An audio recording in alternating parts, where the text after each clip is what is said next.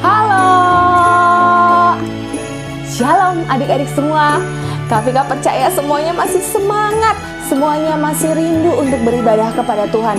Dan hari ini adik-adik semua sudah siap untuk menyatakan hati kita, menaikkan pujian karena kita bersyukur untuk kasih Tuhan dalam hidup kita. Yang sudah siap katakan oh ye. Yang sudah siap katakan oke. Yang sudah siap katakan yes, yes, aku siap. Oke, mari kita merayakan kasih Tuhan yang sungguh manis dan sungguh indah dalam hidup kita. Kasih Yesus. Mari sungguh-sungguh naikkan pujian ini. Kasih Yesus manis dan indah. Kasih Yesus manis dan indah. Kasih Yesus manis dan indah. Oh, oh, sungguh indah. Amat tinggi, tak teratasi. Amat dalam, tak terselami. Amat lebar, tak terkelilingi. Oh, oh, sungguh indah. Kasih Yesus. Kasih Yesus manis dan indah.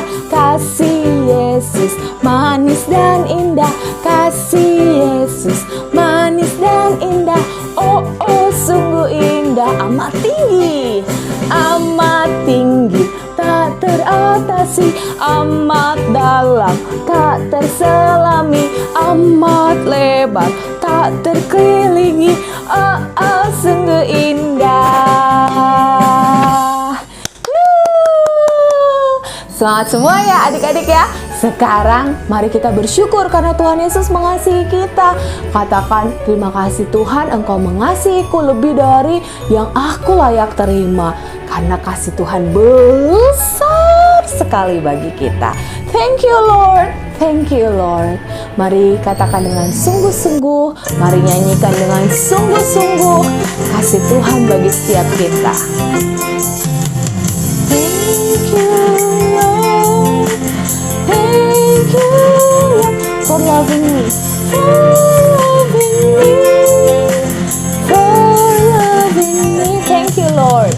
Thank you Lord, thank you Lord for loving me much more than I deserve. Thank you Lord, thank you Lord for loving me, for loving me. Thank you Lord, thank you Lord for loving me much more than I deserve. For loving me much more than I deserve. For loving me much more than I deserve. Terima kasih Tuhan, Engkau sudah mengasihi kami, Engkau sudah mencintai kami. Terima kasih untuk kasih-Mu yang besar, yang indah dan manis di dalam kehidupan kami. Kami bersyukur Tuhan. Saatnya kami mau mendengarkan firman Tuhan. Roh Kudus, Engkau mari mengajar kami dan Engkau yang memberitahukan dan mengartikan firman Tuhan supaya kami bisa mengerti dan kami akan melakukan firman Tuhan di dalam hidup kami. Kami siap untuk terima firman Tuhan yang indah untuk hidup kami. Dalam nama Tuhan Yesus kami sudah berdoa. Haleluya. Amin. Yunus adalah seorang yang bijaksana. Dia tinggal di Israel pada zaman dulu sekali. Yunus sangat disayangi dan dihormati oleh orang-orang Israel karena ia adalah seorang nabi. Kalau orang-orang punya masalah, mereka akan datang kepada Yunus, lalu Yunus akan memberikan nasihat dan jawaban untuk masalah mereka. Tuhan juga sangat mengasihi Yunus. Ia seorang yang baik dan melayani Tuhan. Yunus juga mengasihi Tuhan. Ia menuruti perintah Tuhan dan suka berdoa kepada Tuhan. Di sebelah Israel ada satu kota bernama Niniwe. Di kota ini, orang-orangnya terkenal sangat jahat. Mereka tidak mengikuti Tuhan. Mereka melakukan hal-hal yang kejam. Mereka bertengkar dengan saudara mereka. Mereka rakus dan mereka selalu mementingkan diri sendiri. Karena hal itu, Tuhan sangat marah kepada Niniwe. Suatu hari, Tuhan berbicara kepada Yunus. Yunus, ada yang harus kukatakan kepadamu. Tuhanku, bicaralah, aku sangat beruntung, silakan bicara kepadaku. Ada sebuah kota bernama Niniwe, dia jauh dari sini. Orang-orang yang hidup di sana sangat jahat. Mereka mencuri, membunuh saudara sendiri, dan masih banyak kejahatan. Raja mereka mementingkan diri mereka sendiri dan malas. Perbuatan mereka membuatku marah, dan aku akan memusnahkan mereka. Ya, benar Tuhan, aku tahu itu. Mereka sekumpulan orang-orang yang jahat. Oleh karena itu, dalam 40 hari, aku akan membinasakan mereka semua. Lalu, apa yang harus aku lakukan, Tuhan? Aku nggak ngerti. Secepatnya, aku ingin kamu pergi ke Niniwe dan ceritakan tentang aku kepada mereka. Mereka tidak mengenal aku. Kamu harus cerita tentang kasihku. Kamu bilang ke mereka kalau mereka harus bertobat dan menjadi orang baik. Tapi Tuhan, mereka adalah musuh bangsa Israel. Bagaimana caranya aku berbicara kepada mereka? Betul, tapi melalui kamu, mereka dapat mengenal aku dan aku akan menyelamatkan dan memulihkan mereka. Baik Tuhanku, kalau itu adalah maumu. Maka pergilah Yunus dengan sangat gelisah karena dia tidak ingin melakukan apa yang Tuhan perintahkan. Yunus berpikir kalau ia pasti tidak akan berhasil menghadapi orang-orang di Niniwe. Akhirnya Yunus pun membatalkan pergi ke Niniwe karena dia takut.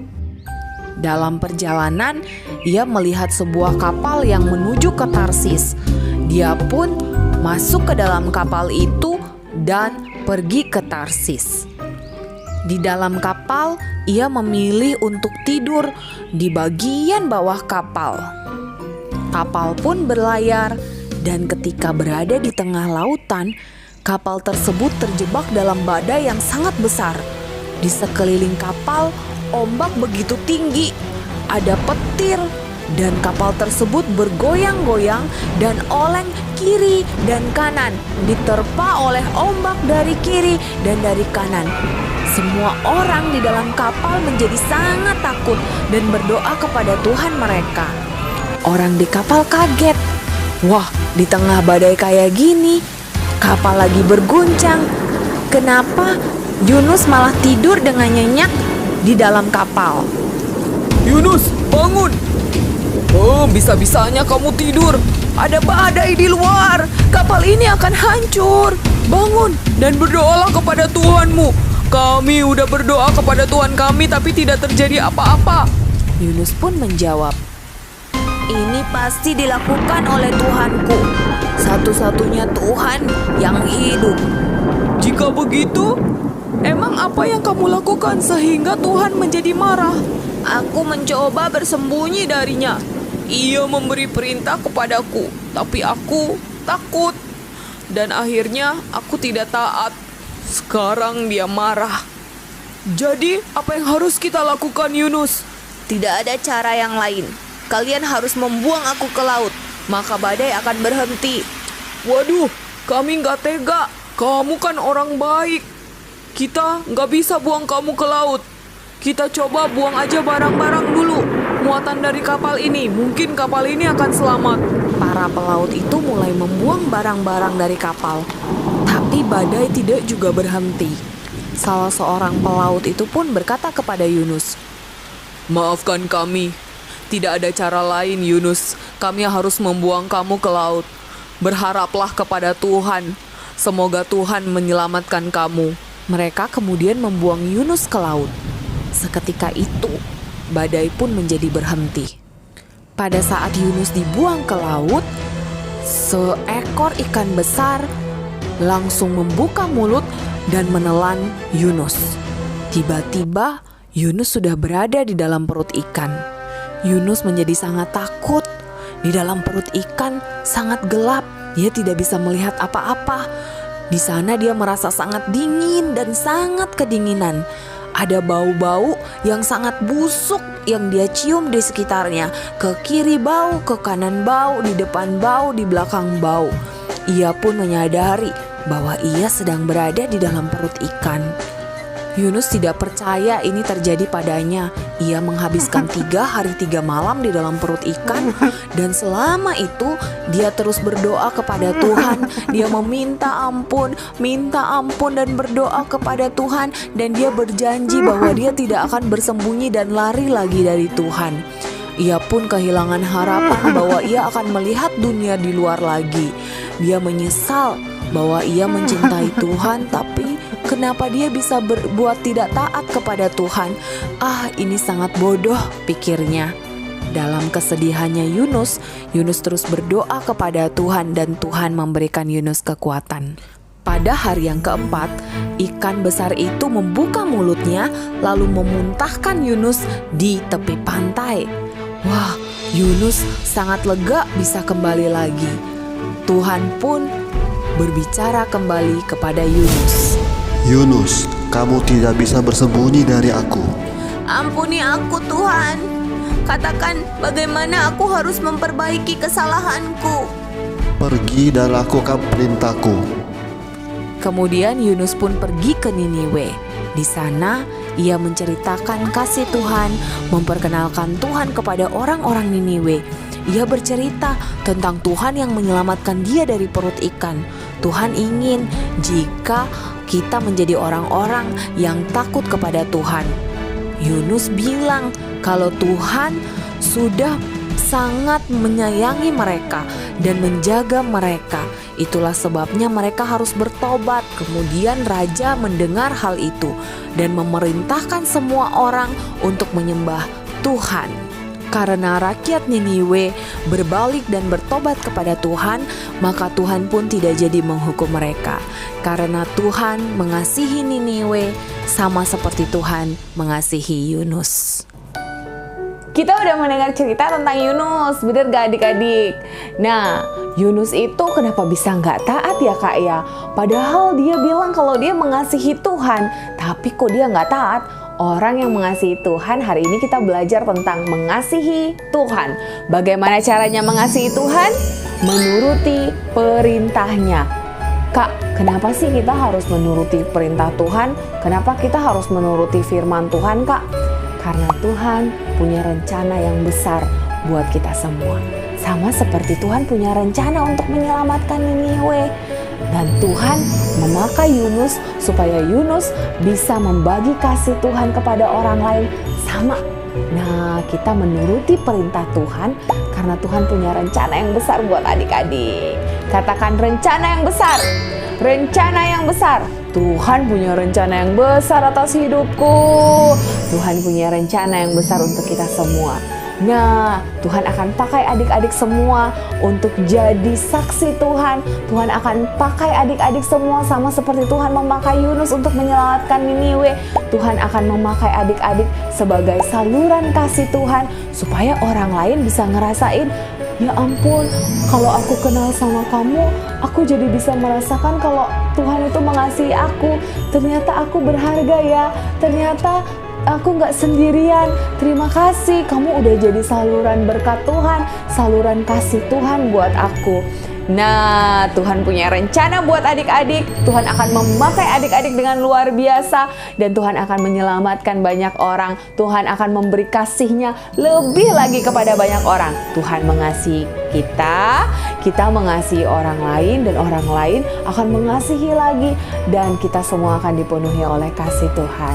1 Yohanes pasal 5 ayat 3 mengatakan, yuk kita baca sama-sama. Sebab inilah kasih kepada Allah, yaitu bahwa kita menuruti perintah-perintahnya. Sekali lagi, sebab inilah kasih kepada Allah, yaitu bahwa kita menuruti perintah-perintahnya. Jadi siapa yang aku mengasihi Tuhan? Yuk menuruti perintahnya. karena Tuhan punya rencana besar atas hidup kita. Tuhan memberkati kita semua. Ayo kita berdoa untuk menutup ibadah kita pada hari ini.